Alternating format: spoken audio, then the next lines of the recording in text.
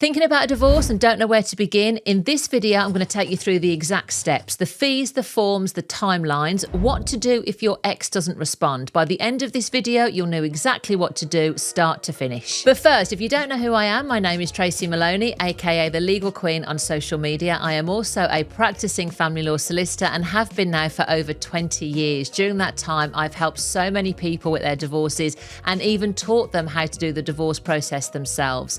And that's exactly what I'm going to do today during this video. Step 1, before you apply, first check you can actually use the courts in England and Wales. So you need to make sure that at least one of you is resident here or domiciled in England and Wales. You need to make sure that your marriage certificate is in English, and if it isn't in English, have you got a translated copy? The court's going to want to see that.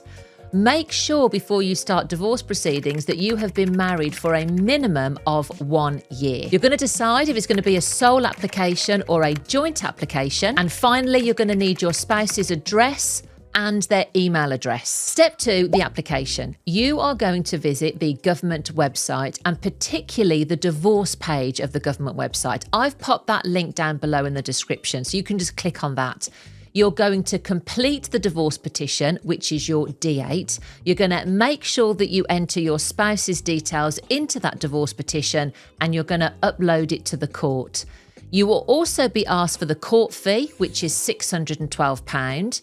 Now, if you are on a low income or in receipt of benefits, look out for the EX160 form. I'll also put a link to that down below in the description.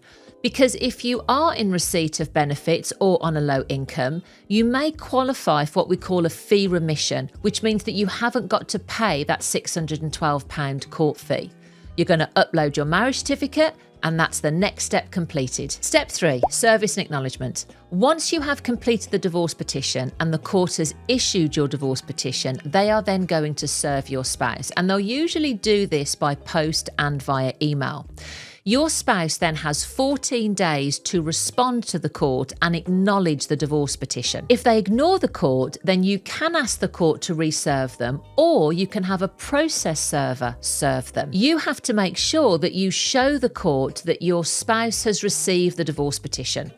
And if they ignore it, a process server can put the divorce petition into their hand and then give you a statement of service. What that then means is that you can show the court that you have served your spouse and you can then continue with the divorce process. In the event that you don't know where your spouse lives or they can't be found, you can make an application called dispensing with service, which means that the court aren't looking then for an acknowledgement.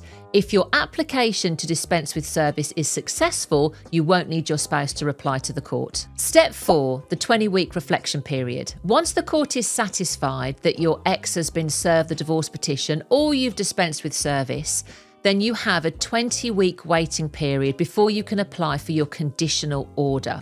Use this time wisely, sort out any children arrangements or perhaps even the financial arrangements. A lot of people wait until the 20-week period is complete and then they telephone me. And then we have to maybe start all the financial negotiations from then. So once the petition's been issued by the court and your spouse has acknowledged it, the 20-week period begins. Start to negotiate finances and any children arrangements that might be needed. Step 5, the conditional order. Once your 20 weeks has elapsed, you'll then be notified by the court that you can apply for your conditional order. This is the first order in your divorce process. Once you have the conditional order, it means that any financial order that you and your spouse have agreed upon, or perhaps the court has decided on, can then be filed with the court. You're not able to file your financial order until you've got your conditional order. Step 6, your final order. 6 weeks and 1 day after your conditional order has been made, you can then apply for your final order in divorce. We used to call it the decree absolute. What the final order means is that you are now divorced, which means that you are legally free to marry somebody else if you choose to. You want to always keep a certified copy of your final order or decree absolute if you're still on the old system, so that you can use it for banks, pensions, passports, anything like that. So now that you know how the divorce process works in England and Wales, I'm going to go through a couple of common mistakes that people make when they're doing it themselves. Mistake number 1, they don't put their spouse's address or email address on the divorce petition. If you don't know what your spouse's address or contact details are, you're going to have to do some work to find out. Earlier in the video, I talked about making an application to dispense with service. It's possible, but in order to succeed in that application, you've got to prove to the court that you've exhausted all possibilities. So start by really trawling through social media. Reach out to friends and family, old haunts that your spouse would visit when you were together, even their workplace if you know where they're working. What you need to show the court is that you've made every attempt to try and establish where your spouse is living. You can also make an application for what's called a disclosure order, where you ask the court to help you identify where they might be living. Common mistake number 2, not starting the finances through that 20-week cooling off period. It's 4 months. It's so much time to start negotiations. A lot of clients that I get think that their spouse is going to be in agreement to splitting everything 50-50, or the spouse is going to keep the house and they're going to keep their pension. And when I write out to the spouse, we get a different reaction to that. They're not in agreement, and it comes out of the blue to a lot of people that actually they've got to start to negotiate. So use that 20 weeks wisely. Common mistake number 3, don't apply for the final order in your divorce before you have your financial order. Once you apply for that final order, that means that you are now legally divorced and no longer a spouse. This can have some serious consequences on pension and inheritance. So make sure that you get that financial order before you apply for the final order in divorce.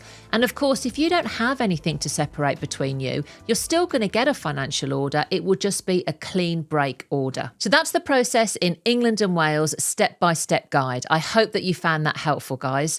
What I've also done is I've put together a PDF document just outlining those steps for you, and that's also in the description box below. So click on that link if you need to. And of course, don't forget, if you've liked this video, please like and subscribe.